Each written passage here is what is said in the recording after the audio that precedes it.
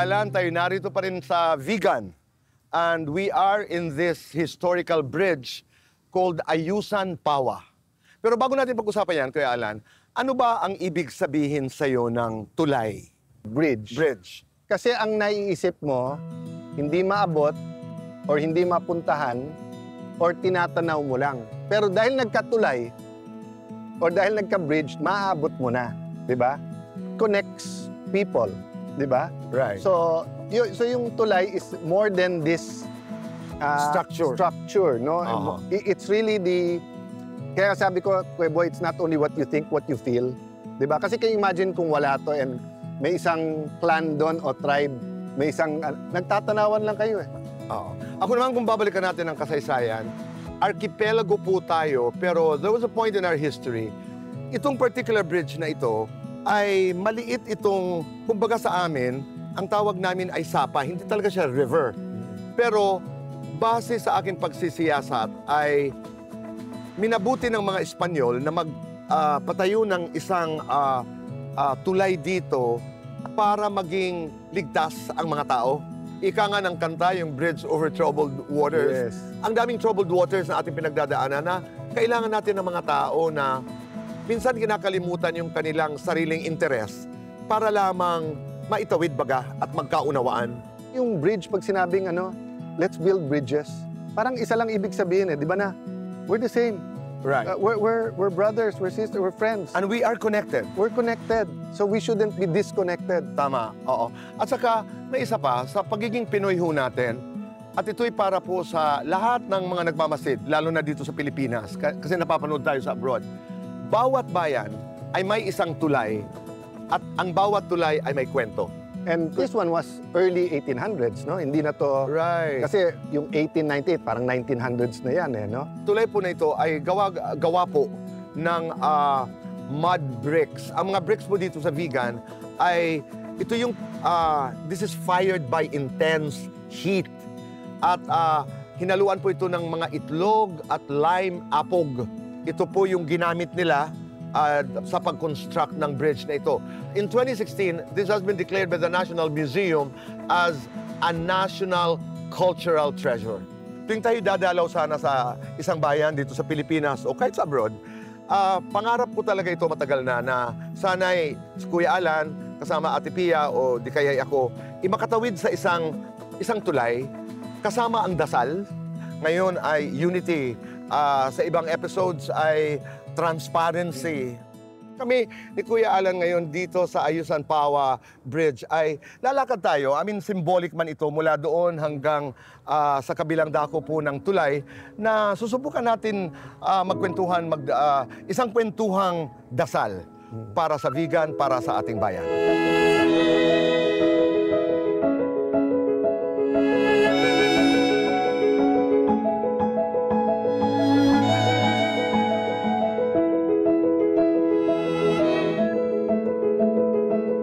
Kuya Alan, tayo narito ngayon sa Ayusan Pawa Bridge. Ano ang ating dasal? Kuya Boy, so ako ang gusto kong ipag-pray is yung hindi lang mas marami makapasyal sa Vigan, hindi lang na mas maraming mag-appreciate sa history, kasama sa na yun, syempre, oo. Yung we learn to preserve, conserve, use, not abuse, and then it gives us the livelihood needed. Ako naman ay, to build on what you said, naniniwala ho ako na ang turismo is one of the biggest industries. Ang nakakaganda dito sa Vigan, and the lesson that I continue to learn is that ang attractions ay ito, nasa kalsada. To Vigan, Kuya Boy, sipin nyo, tulay, kalesa, kalye, pinto, yung pagkain nila, yung original recipe. So, when you're walking in the streets of Vigan, diba, especially the ones were well preserved and restored, parang hindi mo kailangan ng tour guide or ng alam nila ang kwento. I mean, it's enriching. Kaya pag proud tayo sa ating lugar, yun yung magnet eh. That's what people from other countries want to see. Of course, the uniqueness of our country. Dito sa Vigan, libre naman maglakad eh. Tingnan lahat. Very reasonable price. Sana'y makadalaw po kayo sa Vigan at dito sa Pilipinas, sa ating mga kaibigan, to our friends abroad who want to come to the Philippines. Vegan is one of the places that you should visit. So ang ating dasal ay sana'y umusbong, mag-flourish ang turismo dito sa Pilipinas dahil napakayaman po ng aming kwento, napakayaman po ng ating kasaysayan. At yan po ay most visible and most felt dito po sa Vigan. Kasi bilang pagtatapos lang at bilang pagsasara nitong aming bridge walk, ika nga dito sa CIA, more than our differences, I think ang ating sinasabi ay we can celebrate our commonalities, our being common Filipinos, ang ating pakikipagkapwa, ika nga, sa bawat isa. Maraming salamat po at pagbabalik po ang Cayetano in Action with Boy Abunda.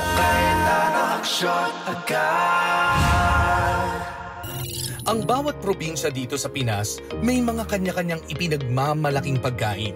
Papahuli ba ang vegan? Samahan natin si Maritim Jabo dahil may nadiskubre siyang isang kainang dinadayo dito sa Vigan na naghahain ng ilan sa mga pinakamasarap na delicacy, ang Hidden Garden. Oh, nandito na tayo. Tara, kain tayo.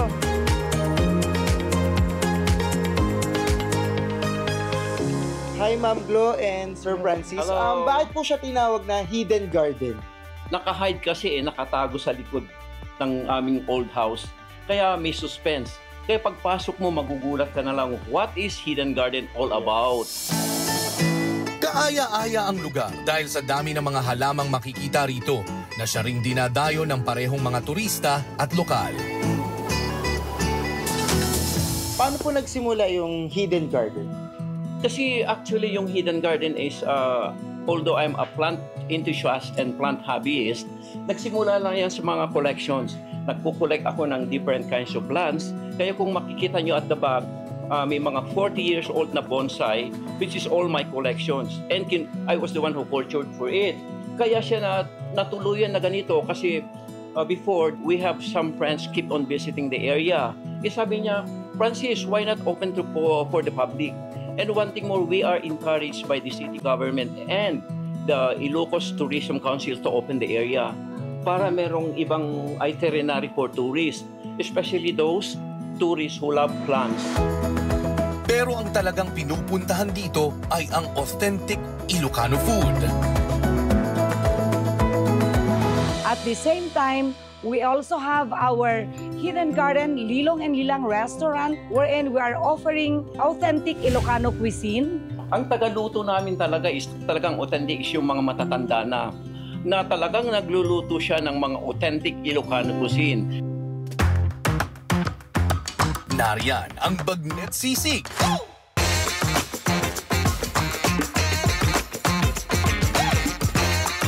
Naimas, bagnet sisig.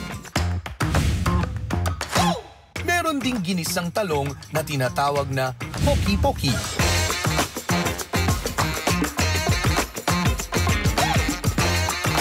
Naimas a poki-poki ti vegan. At meron ding local chorizo.